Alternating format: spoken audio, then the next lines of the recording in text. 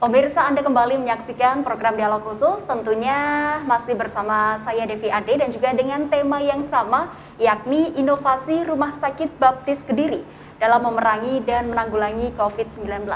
Kalau tadi di segmen sebelumnya kita sudah melihat seperti apakah profil, kemudian juga beberapa penerapan protokol kesehatan ya selama pandemi COVID-19 di RS Baptis Kediri ini.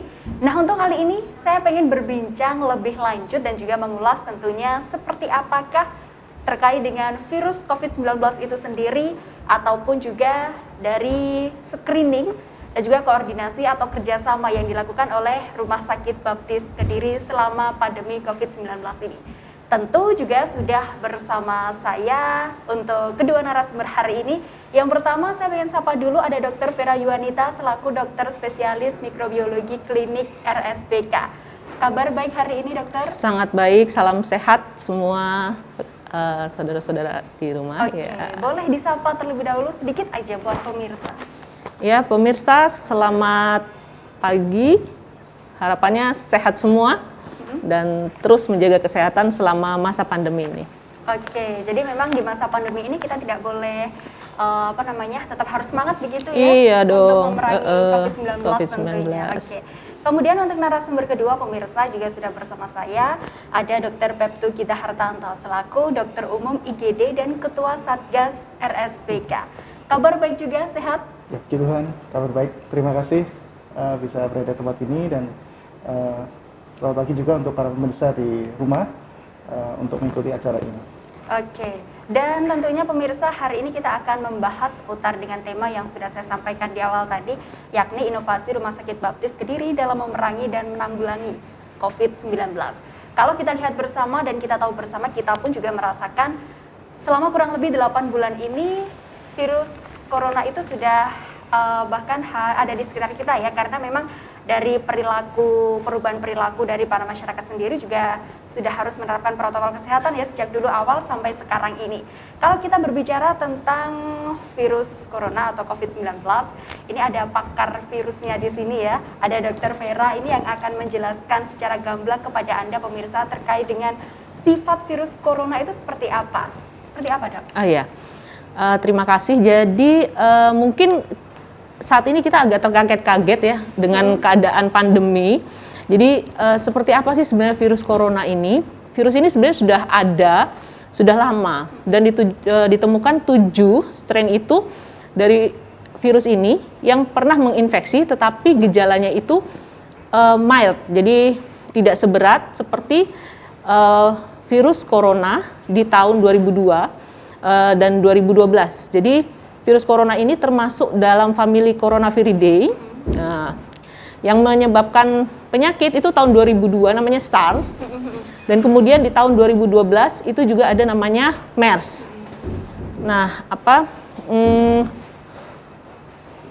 virus ini sebenarnya kalau dilihat dari resistennya, yang paling mudah untuk dieliminasi sebenarnya itu virus yang berenvelop. Nah, salah satunya coronavirus ini ya sebenarnya kita dengan cuci tangan, dengan pakai sabun, pakai air mengalir itu bisa.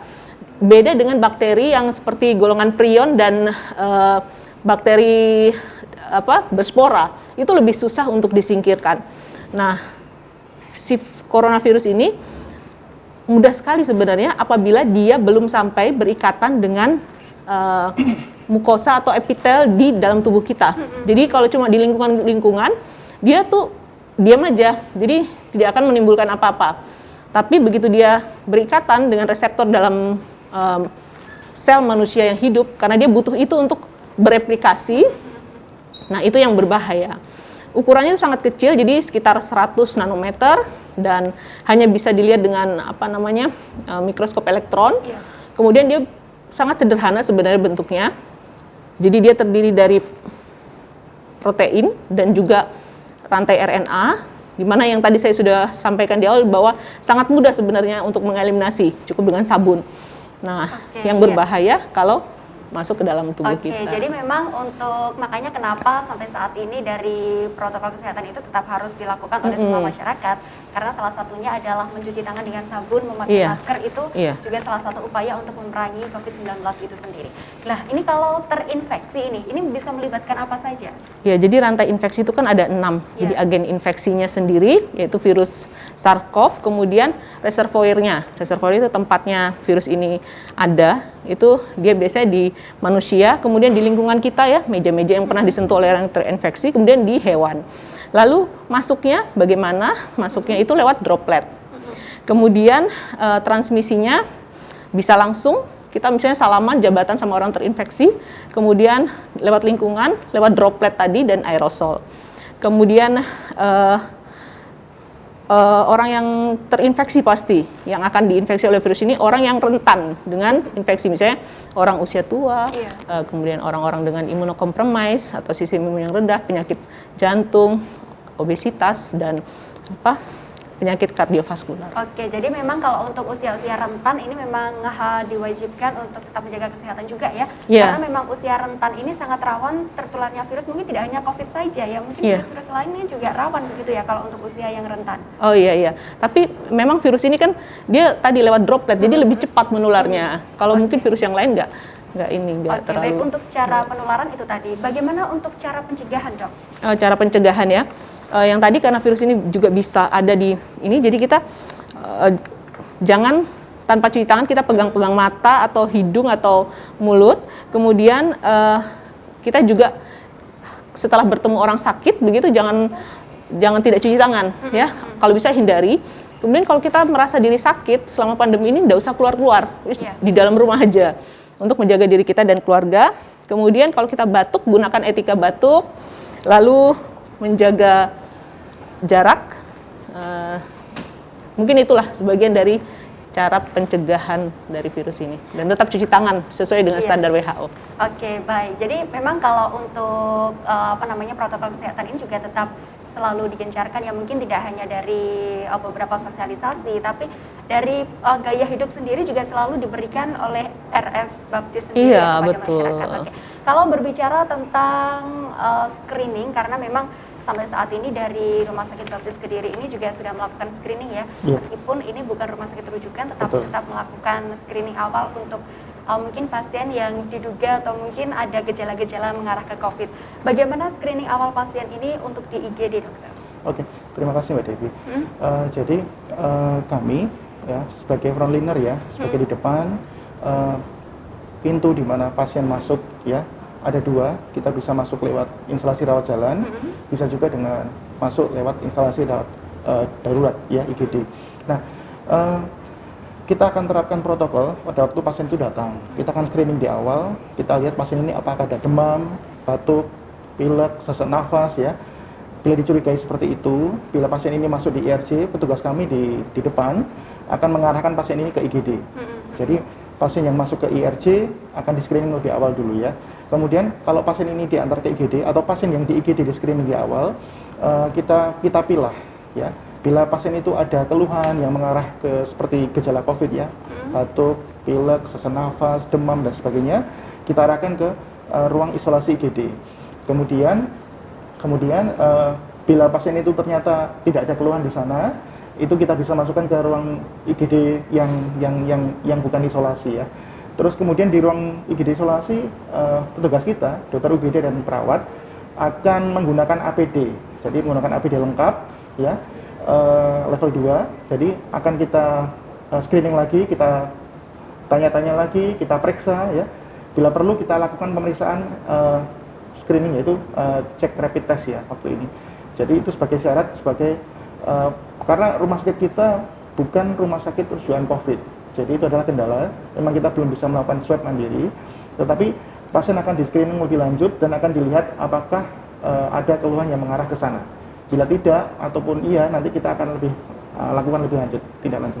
Oke, jadi memang saya juga yakin di Rumah Sakit Baptis ini sudah mempetakan ya, maksudnya sudah menerapkan dari pengunjung pasien, kemudian lagi juga beberapa protokol kesehatan juga dilakukan baik dari pasien ataupun dari tenaga kesehatan itu sendiri ya. Kalau untuk koordinasi dan juga kerjasama antar unit di Rumah Sakit Baptis Kediri ini seperti apa? Jadi begini, bila pasien itu ternyata kalau dari ruangan kita sendiri ya, kita tetap menggunakan protokol COVID. Jadi setiap perawat di ruangan kita gunakan scrub ya dengan APD level 2. Jumlah pasien yang pengunjung pasien akan dibatasi 1 orang saja ya.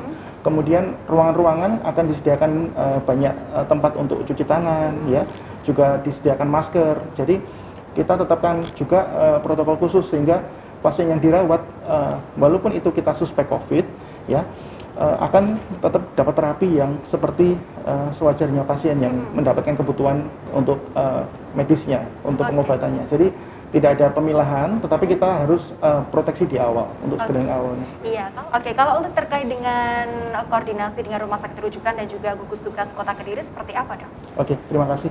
Jadi mengenai sistem rujukan kita menggunakan media ya, kita menghubungi pihak rumah sakit rujukan COVID ya.